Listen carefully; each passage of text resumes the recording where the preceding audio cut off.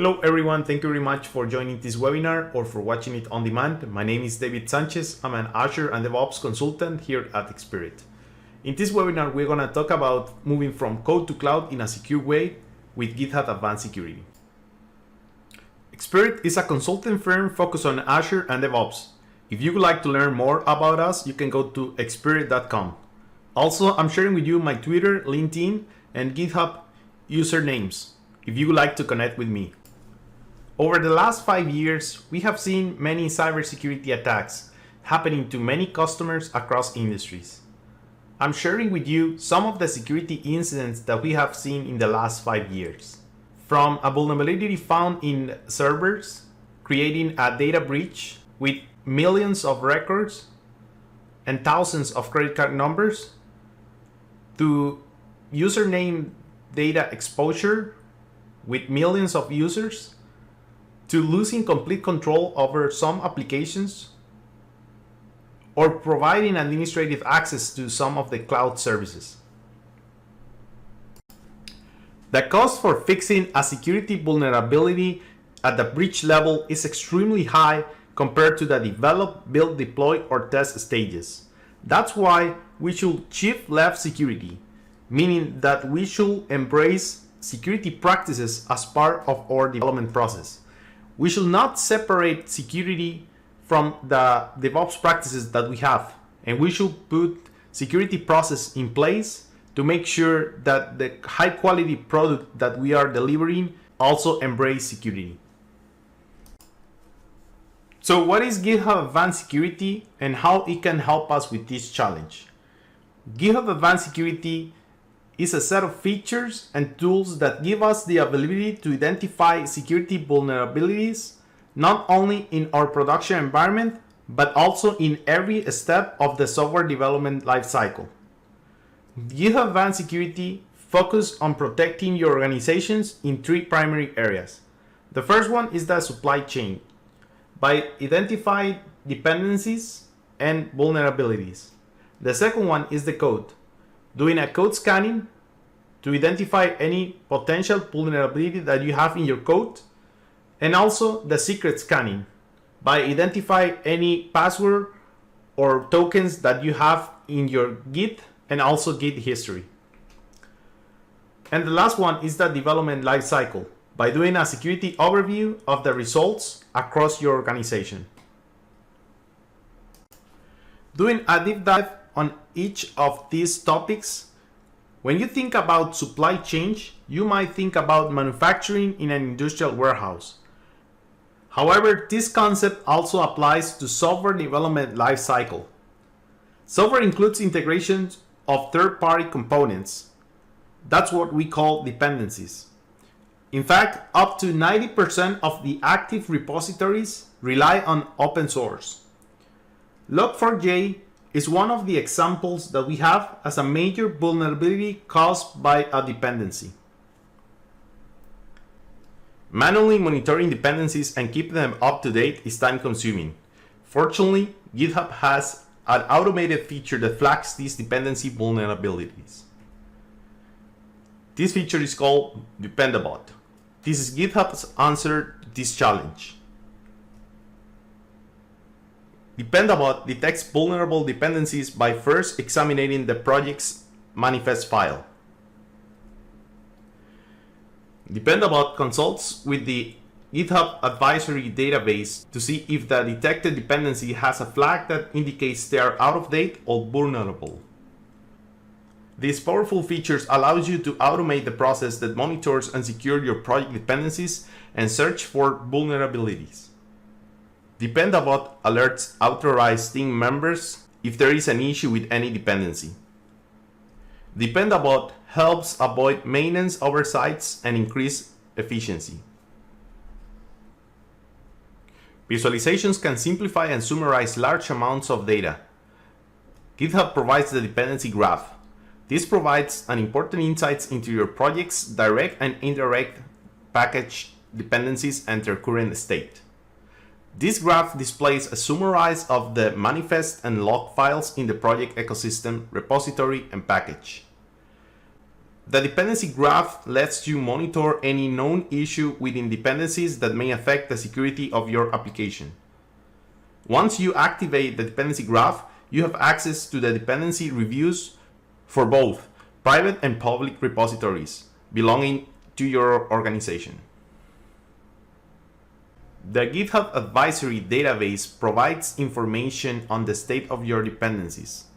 You can browse or search the GitHub Advisory database for vulnerabilities in third-party solutions. The GitHub Advisory database is curated by a dedicated team. GitHub Advisory database ranked from low to critical issues. Now let's do a demo on Dependabot. For this demo, I just generated a new repository from the Dependabot/demo. In this repository, if I go to the security tab and then Dependabot, I will see that Dependabot alerts are disabled. So the first thing I need to do is enable the Dependabot alerts. By doing this, I need to go to the settings tab and then the code security and analysis. From here, you can see the Dependabot, and we have Dependabot alerts and security updates. As well, I can configure the Dependabot version that I want to use, and I can create my own YAML file with this configuration. Let's go ahead and enable the Dependabot alerts and Dependabot security updates. From here, you can see that now I have 5 alerts in the security tab. If I go to the Dependabot, you can see that we have different alerts. Each of these are ranked from critical to high and moderate. Let's go ahead and take a look at the first one. From here, I can see that there is a package that is vulnerable with a command injection. And right now, Dependabot is generating a pull request to solve this issue. As you can see, Dependabot indicates which version of the package is compromised. And also I can check the weakness ID that I have for this alert.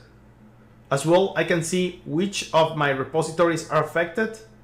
And also I can see the advisory in the GitHub Advisory database. As you can see, there is a new pull request that will fix this alert. So let's go ahead and review this security update.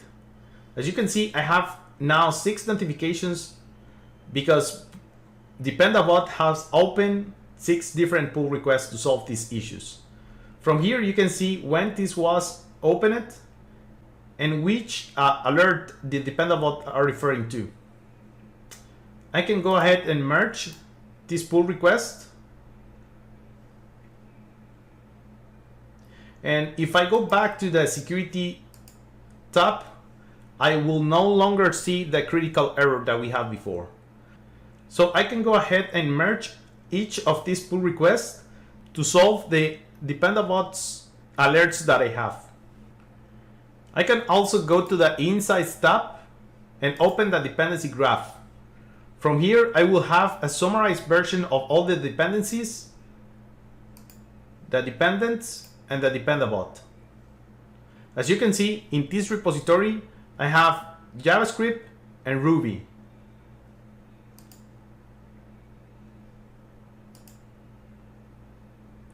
From here, you can see the Dependabot configuration that I have. Also, if I have an organization account, I can go ahead and enable Dependabot for all the repositories. By doing this, I need to go to the security settings and enable the dependency graph and Dependabot alerts for all the new repositories. By doing this, I don't have to go to each repository and enable those settings. As well, if I have private repositories, I can go ahead and provide Dependabot access to these private repositories by adding the private repositories in here.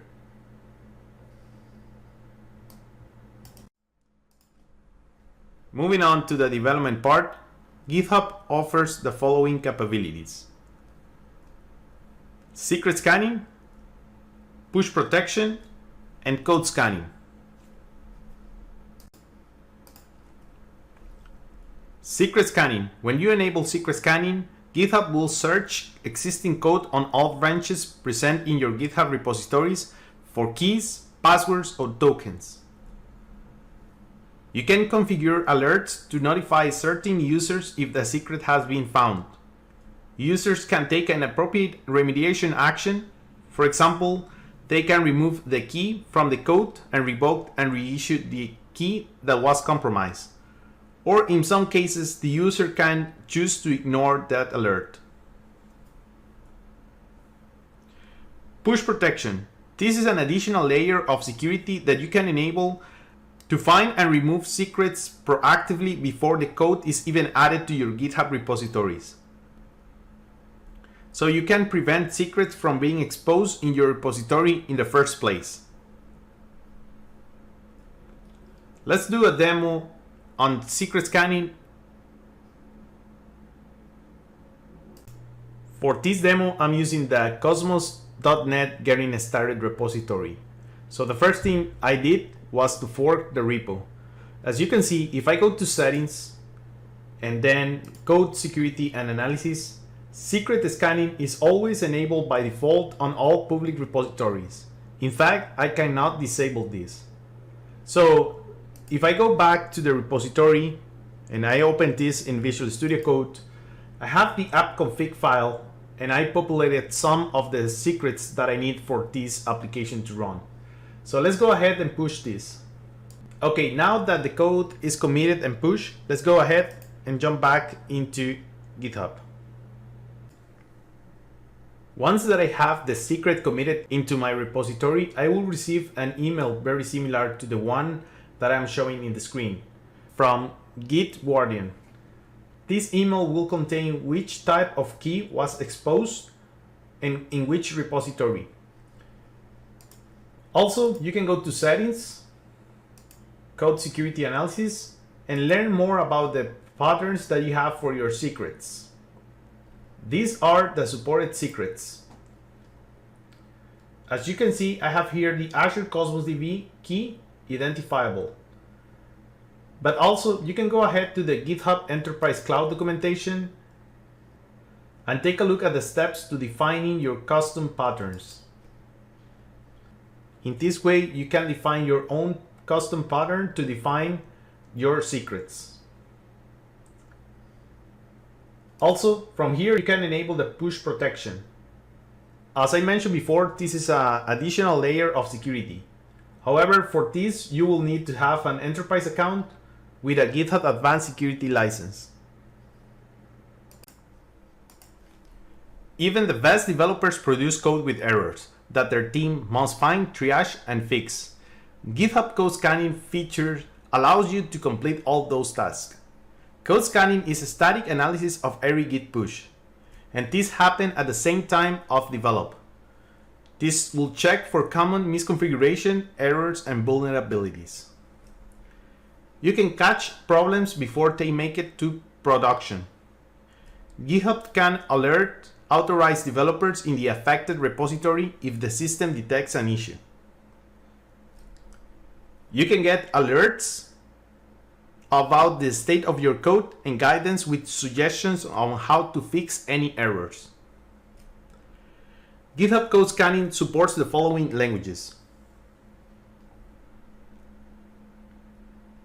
Let's do a demo about code scanning. For this demo, I forked the code scanning JavaScript demo from GitHub. The first thing we need to do is enable the code scanning. For doing this, I need to go to Settings, Code Security and Analysis, and enable the code scanning. From here, I need to select which scanning tool I can use. As you can see, we have tools from GitHub like the CodeQL analysis, but also we have third-party integrations. Let's go ahead and configure the CodeQL analysis. As you can see, this will create a workflow called CodeQL YAML file. From here, I can go ahead and start the commit. And now I can go ahead and see the actions that are running. In the actions, I will see the code QL. Right now, this one is running. And I can see that it is analyzing the JavaScript files.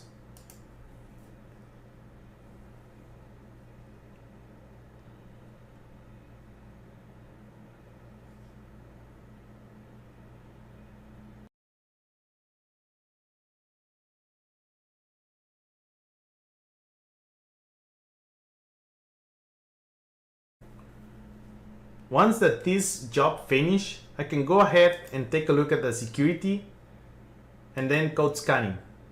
From here, I can see that I have a new alert based on the execution of the code QL workflow. If I open this, I can see that this one is high and it's basically extracting files from a malicious zip file without validating the destination file path. As this one, I can have also other kind of vulnerabilities like SQL injection and more. Now let's talk about some of the security practices you should put in place. First, we recommend to create an organizational culture around security. Adopt a security mindset. Shift left, review your security model, and put in place some security policies. The security culture is very important, and it is not just about tools. The organizational culture increases the security of your environments and code bases. Keep a security-focused mindset. The more security-centric your organizational culture is, the more everyone remembers to view their actions, work, and decisions through the lens of security. This perspective provides better outcomes for your software development and planning. A sound security strategy involves more than simply putting protective tools in place. You also have to account for human error. A user could accidentally enable an attack, or a developer could write insecure code. Think about how many attacks begin by tricking or forcing a member of an organization. You may have heard that a company or a development team is beginning to shift left. To understand this phrase, you must realize that security has commonly been an isolated topic in many software development practices. Shifting left means adopting security practices early. When the development shifts left, everyone considers security when they contribute to the code. But it is not just shift left. Think about security all the time. Developers that view security model as an isolated consideration can struggle when quality assurance or security discovers errors in the project's code. The development team has to fix the code. At this point, they may have already begun a new project. Passing code back to be repaired results in two open work streams. This is very inefficient use of time and resources. These are some of the faulty security models. Only a limited number of team members are responsible for security. Security experts are outside of the development workflow. Security and quality control happen at the end of the development cycle. There are not security documentation, no written standards or guidelines. Development environments do not follow the same guidelines as production. Now let's talk about the ideal security model. Ideally, everyone is responsible for securing the project within their scope of work. The team that writes the code is the same team performing tests and dealing with the results of those tests in real time. Policies exist for each phase of the operation to ensure code quality, and automation plays a significant role in creating an efficient workflow. In addition, the team shifts left. Each role from design to deployment is concerned with security. Throughout all stages of development, measures are in place to protect assets. Standards and guidelines are in writing.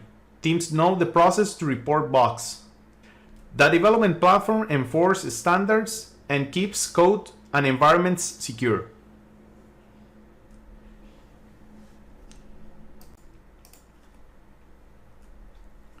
GitHub Advanced Security is coming for Azure DevOps. If you are using Azure DevOps, you can learn and sign up for this preview program in the link I'm sharing with you. This announcement was part of the Ignite 2022. I'd like to share with you some resources if you would like to learn more about GitHub Advanced Security. The first one is the Microsoft Learn for GitHub website. There is a GitHub Advanced Security collection. In this link, you can go to this collection. Next, my colleague Rob Boss created a LinkedIn Learning course. And also, my colleague Michael Kaufman wrote a book called Accelerate DevOps with GitHub. At Xspirit, we are here to help. We can help you providing training on different topics like GitHub Advanced Security, Actions, Administration, Developer Training, or GitHub for not developers, to getting started and proof of concepts, GitHub migrations, and also GitHub advisory services based on the needs that you have. Last but not least, we are also hiring multiple roles for a remote full-time opportunities. If you're interested, feel free to send your resume to hello@xspirit.com. Also, you can visit the website I'm sharing in the screen to learn more about the jobs that we have available. Thank you so much for watching, and I hope you have enjoyed this webinar.